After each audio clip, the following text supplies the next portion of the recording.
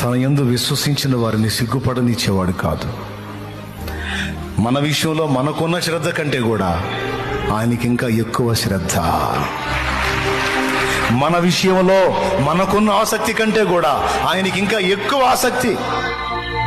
నీ గురించి నువ్వు చింతపడతావో లేదో నాకు తెలియదు, నీ గురించి నువ్వు చింతపడతావో లేదో నాకు తెలియదు, కానీ లేఖనంలో రాయించాడు ఏమన్నా తెలుసా? నిన్ను గూర్చి నేను చాలా చింత కలిగి ఉన్నాను అని. చింత అంటే ఏడుపు ముఖం వేసుకొని కూర్చున్నానని కాదు.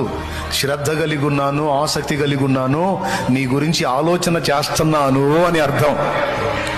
విశ్వసిస్తే చాపళ్ళు కూడా భయంపరిచి గట్టిగా కూడా.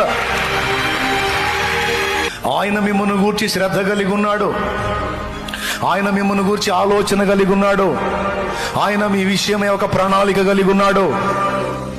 ఏమండోయ్, ప్లాన్లు వేస్తుంటారు కదా, స్కెచ్లు, ప్లాన్లు, ఫ్యూచర్ ప్లాన్లు.